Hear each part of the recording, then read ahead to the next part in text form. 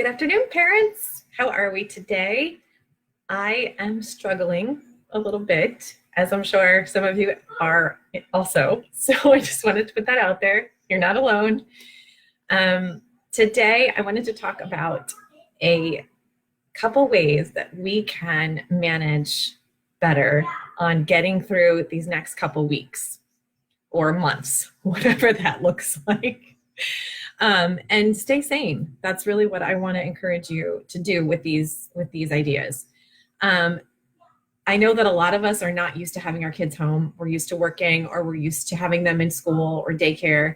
Maybe we're not used to having them around as much, but we have had them around. And so all of this is new territory for a lot of us, and a lot of emotions are coming up, and a lot of stress has been added. And a lot of us are really struggling with knowing how to handle it, including myself. And I just wanted to offer some ways that I have been learning how to be kind of with my kids, with myself, with my feelings, and just offer you some of those suggestions.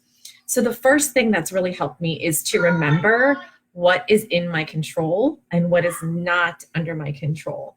So it's interesting because now that the virus has been, I'm kind of in the way of my notes, but now that the virus is out there and we're stuck inside, we think that the virus is what's causing us to feel terrible, or the quarantine or the lockdown is what's causing us to feel terrible, or the social distancing. But in fact, the virus is just a fact of the world. It's a circumstance. It's what's out there as reality. And what we feel is not a result of what's reality. It is a result of how we think about reality or the situation, right? So it's all about the thoughts that we have around the virus and all the things that are happening because of the virus. And so we think that now we're somehow out of control and we have no control. But in reality, we never did have control over what happened outside of us. We never did have control over what happened in the world, over what other people did. But when we are now in this situation, we feel like we have less control. But just knowing that this is just sort of a normal part of being human, not having control over who is doing what they're doing, what's going on in the world in general. This is how it's always been. And for some reason, that makes me feel better. It makes me feel like, this situation is no different than how I've always been in the world and how all of us humans have always been in the world. And so I just want to offer to you to remember that even though we feel like now is this crazy different situation, it's actually not. We still can deal with it in the same way that we've dealt with the circumstances in our lives before this happened. Okay? So, we think that this is so much more anxiety producing or more fear inducing. But in reality, there always was worry. There always was fear in the world. And now it's still there. And so if you did have fear or you did have worry before this virus, it's just the same thing coming to the surface. And so most likely the person that you are during this time is the same person you were before, right? You're going to react the same way. So what I want to offer to you is that if you're afraid or if you are anxious about maybe death or dying, and this is something that's been bothering you, just remember that 150,000 people die every day, just as a normal situation, not including the virus. And we don't wake up every day thinking to ourselves, oh my gosh, all these people are dying. If we did, we wouldn't really get out of our beds. We wouldn't leave the house, right? We'd be so paralyzed with worry about dying. So what we want to recognize is that it's up to us to have thoughts that serve us and not have thoughts that keep us in our negative emotions. And thoughts that come up that are all about fear of dying most likely are not going to make you to be the best that you can be in this situation.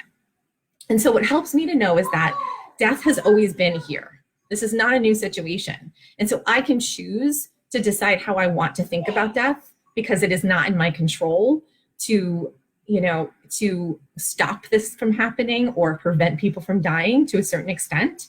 So these kinds of ideas have really been comforting to me, to know that, nothing's really changed. And the only thing that I have control over is how I think about what's happening outside of myself. So the other concept is that, of course, if your thoughts cause your feelings and not the circumstance, then we want to really make sure we're aware of what's happening in our brains, right? We want to start questioning those thoughts, which is my number 2.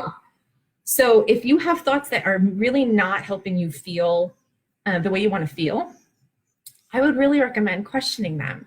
Some of the thoughts that I had this week were things like, I can't handle this, or I don't know how to be a mom that is with her kids 24/7, or this isn't fair. I'm not going to get to do things that I wanted to do, and it's not fair. And I started to question those thoughts. How am I a mom that can be with their kids 24/7? Is it possible that I can be that mom? And of course, yes, I can find answers when I start questioning those thoughts. And then they don't have so much power over me. Okay? So I want to encourage you to question what you're thinking. Question those thoughts that are making you feel afraid or worried. And then make sure that you're not just letting those thoughts happen to you. Okay? Also, when you're really feeling terrible, I want you to think to yourself, right now, everything is fine. In this moment, everything is fine. So it helps me to have that thought and then focus on my breath and something physical and focus on this present moment. Nothing has gone wrong, right? Everything's fine right now. And not to leap too far ahead of myself, okay? So the other suggestion I have is there's been a lot of stuff around about how we should be possibly showing up as a parent, how we should be homeschooling, how we should be creating schedules, routines, how we should be, doing all the things. And I just want to offer to you that is not a prescribed situation. You do not have to parent in the way that everyone else is. You do not have to homeschool or do any of the things that people tell you to do if you don't feel that it is authentic to who you are, and if it's something that you don't think would benefit your children, right? I mean, there are some people that have high schoolers that they have to do school, but this is not a reason to, to make it, become someone that is not authentic to you or your family. And so I want to encourage you to really listen to your gut and listen to how your children are responding to the situation and focus on that. Focus on who you want to be as a parent. So you want to actually decide, what kind of parent do you want to be in this circumstance, right? Who is that parent and what do they do? What do they think? How do they feel? Hey, Sarah. And so I want to encourage you to just actually think about it. What kind of mom or dad do you want to be? For me, I want to be the kind of mom that's emotionally healthy and actually taking care of myself. I want to be the kind of mom that's there for my kids when they need emotional support. I want to be the kind of mom that's empathetic and compassionate, first of all. Right, Sarah? Yeah, I hear you. And it took me a while to get to this place, because first I thought to myself, I should be the mom that gets my kids to do their schoolwork, that gets them to do crafts, that gets them to listen immediately and not be on screens 24/7. But then I really stepped back and I thought to myself, why? Why do I want those things? And then I really thought about, Sarah's focusing on staying calm, compassionate, and patient. I love it. Perfect. It feels so much better, right? I just love that. And whatever that comes to be in the end, like if you end up doing crafts with your kids because it feels patient, because it feels good, awesome. Like no judgment here. That's a great way to do it. But I feel like for me, and I just want to give you guys permission to take your time and reevaluate and change as time goes by. If something's not feeling good to you or working, and you don't really see that your kids are benefiting, change it, reevaluate, and decide what kind of parent do you want to be? Are you going to really be stickler about getting things done? That's fine. If you need a specific routine and a schedule, great. If that works for you, go for it. If that works for your kids and they're thriving, beautiful. I just want to encourage you to try and to fail and to try again and to fail and to, reevaluate. It's totally okay. This has been, the first week is when this really happens a lot, is for me, is just like constantly going back and trying to reevaluate how I want to be and how I want to, structure my day. So I don't think you see this one.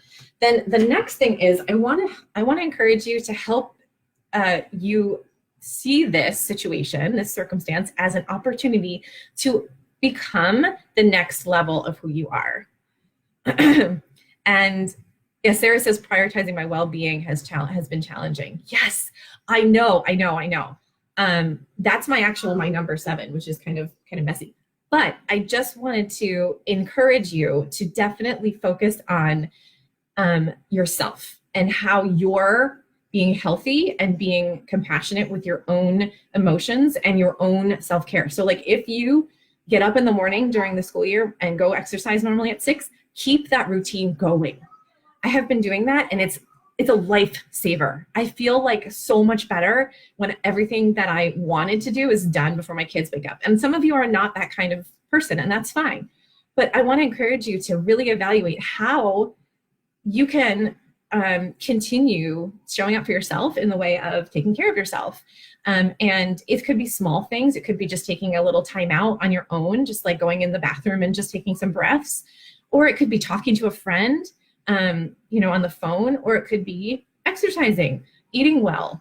And so I wanted to encourage you to, this is a time where we can actually evolve, because it's a challenge. And when we overcome challenges, we evolve as people. So who do you want to be at the end of this? Like what kind of person do you want to be in 4 months when this is over?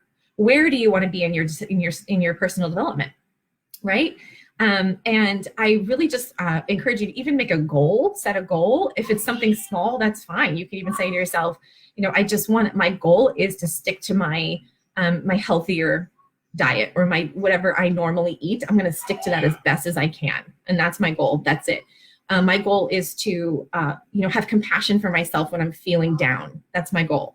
Or you can even have bigger goals. It's fine. Whatever motivates you. Use this as a time to meet those goals, whether big or small. And it really can be motivating when you have an end goal, you have an end, a sense of where you want to be at 4 months. It helps you to get through each day, right? This is not the end of the world. It is just part of where we are now. It's just a temporary situation. So focus on long-term.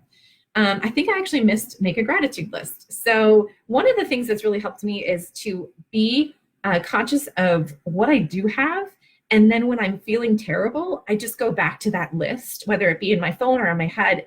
And I just say, I'm just grateful right now that my kids are healthy. I'm grateful right now that I'm healthy. I'm grateful that I have a house to be in. I'm grateful for heat. I'm grateful that I have, air to breathe.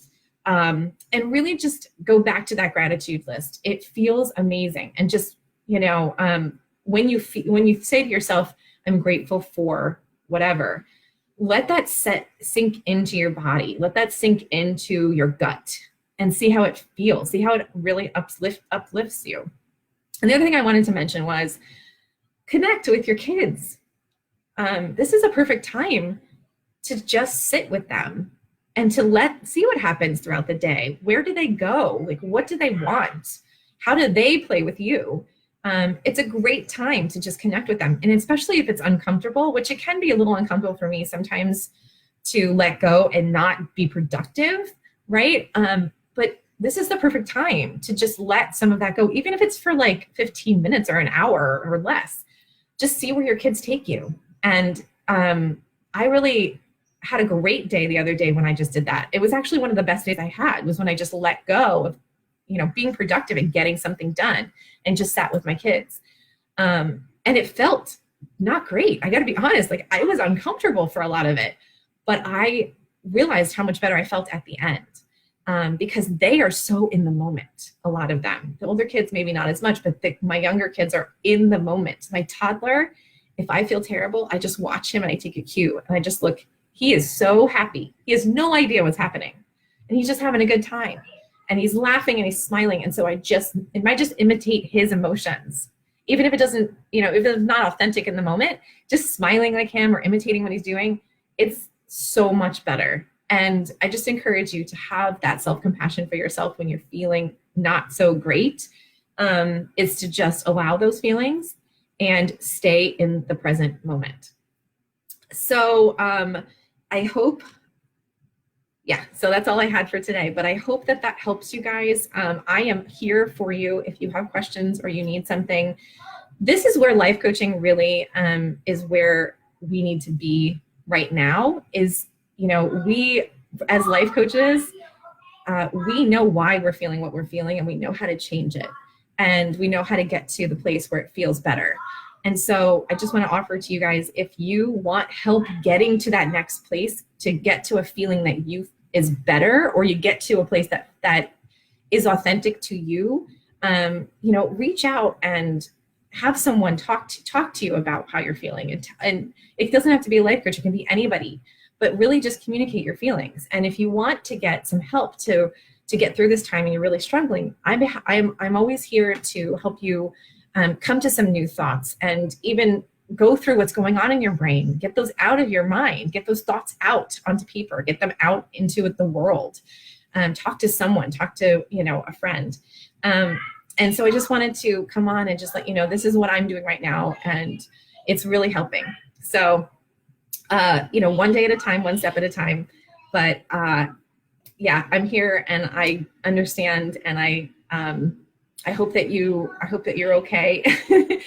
And I will be back again soon, probably before next Thursday, but next Thursday for sure. All right, guys. Thank you. Take care. Bye-bye.